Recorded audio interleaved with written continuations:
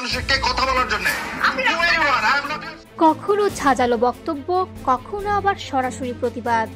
এই দুই মিলিয়ে সাম্প্রতিক সময়ে টেলিভিশনের টকশোগুলোতে সবচেয়ে আলোচিত মুখ ব্যারিস্টার এস.এম. শাহরিয়ার কবির।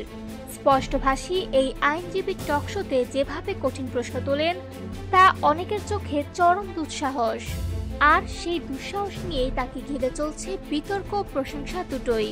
একটি সাম্প্রতিক আলোচনায় তিনি বলেন, আপনি মুসলমান হয়ে অন্যায়কে প্রশ্রয় দিলে বিশ্বাসের জায়গা থেকে আপনি ব্যর্থ। এই বক্তব্য ঘিরে অনেকে তাকে মব কালচার সমর্থনকারী বললেও শাহরিয়ার কবির তা একেবারেই অস্বীকার করেছেন।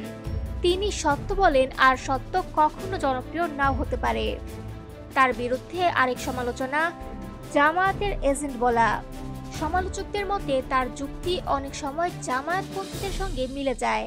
তবে শাহরিয়ার কবির স্পষ্ট জানিয়েছেন, তিনি কারো এজেন্ট নন, তার কাছে সত্য এবং ন্যায় সর্বোচ্চ। আইনজীবী হিসেবে তার কর্মজীবনও কম উল্লেখযোগ্য নয়।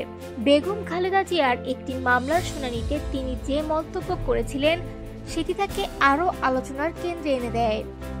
তিনি বহু বছর কাজ করেছেন উচ্চ আদালতের মামলা, কর্পোরেট আইন এবং প্রজেক্ট ভিত্তিক আর্থিক লেনদেন নিয়ে। বিস্তৃত জ্ঞান এবং পেশাগত অভিজ্ঞতা তাকে দেশের আইনজীবীদের মধ্যেও আলাদা পরিচয় দিয়েছে। যুক্তরাজ্যে তার শিক্ষা জীবন এবং সেখানকার পেশাগত যোগ্যতা তাকে দেশে ফিরে সুপ্রিম কোর্টে দক্ষ আইনজীবী হিসেবে প্রতিষ্ঠা দিয়েছে। আগে তিনি এতটা আলোচনায় না থাকলেও সাম্প্রতিক সময়ে টকশো আর সামাজিক আলোচনা তাকে নতুনভাবে পরিচয় করেছে। রাজনীতির পালাবদলের সময় যখন জামায়াত এবং বিএনপির দূরত্ব বেড়েছে, তখনও শাহরিয়ার কবির সাবেক রাষ্ট্রপতি জিয়াউর রহমানের অবদানকে স্বীকৃতি দিয়ে নিজের অবস্থান স্পষ্ট করেছেন।